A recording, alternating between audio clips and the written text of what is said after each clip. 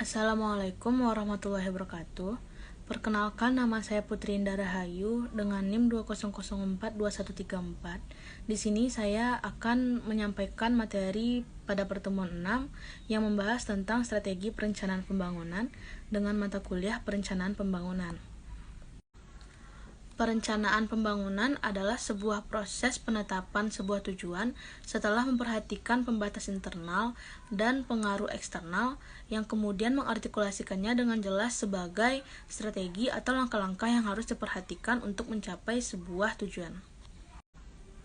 Cakupan dari strategi perencanaan pembangunan ini mencakup yaitu tujuan pembangunan nasional, penentuan sasaran umum pembangunan nasional, serta penentuan prioritas pembangunan. Setiap strategi perencanaan pembangunan ini harus mengandung unsur-unsur pokok seperti adanya kebijakan dasar atau strategi dasar rencana pembangunan, penentuan sasaran operasional tahunan, dan penentuan strategi yang sesuai untuk diaplikasikan. Dalam merencanakan pembangunan, pemerintah harusnya membuat sebuah kebijakan maupun strategi pembangunan ekonomi yang tepat, seperti dengan membuat strategi pertumbuhan, strategi pembangunan disertai dengan pemerataan, serta mengembangkan sektor pertanian.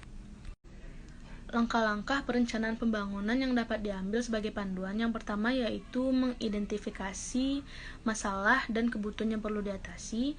Yang kedua, perumusan tujuan pembangunan yang jelas dan spesifik. Yang ketiga, identifikasi sumber daya yang tersedia dan yang dibutuhkan untuk mencapai tujuan pembangunan. Yang keempat, menetapkan prioritas dalam penggunaan sumber daya yang tersedia. Yang kelima, menetapkan strategi dan program yang tepat untuk mencapai suatu tujuan pembangunan. Yang keenam, menetapkan indikator kinerja untuk mencapai keberhasilan program pembangunan. Yang ketujuh, menetapkan jadwal pelaksanaan program pembangunan. Yang kedelapan, menetapkan anggaran yang dibutuhkan untuk melaksanakan program pembangunan. Yang kesembilan, melakukan pengawasan dan evaluasi terhadap pelaksanaan program pembangunan. Dan yang kesepuluh, menyesuaikan program pembangunan jika diperlukan berdasarkan hasil evaluasi. Jadi, langkah-langkah tersebut dapat disesuaikan dengan kondisi maupun kebutuhan dari masing-masing wilayah maupun negara, yang mana perencanaan pembangunan ini partisipasi masyarakat sangatlah diperlukan untuk memastikan keberhasilan program perencanaan pembangunan suatu negara. Dalam menetapkan strategi perencanaan pembangunan ini, perlu juga kita mempertimbangkan faktor-faktor pendukung seperti adanya kebijakan organisasi dan kebijakan pembangunan, adanya potensi dan produktivitas, serta perkembangan lingkungan yang strategis. Sekian materi yang dapat saya sampaikan tentang strategi perencanaan pembangunan.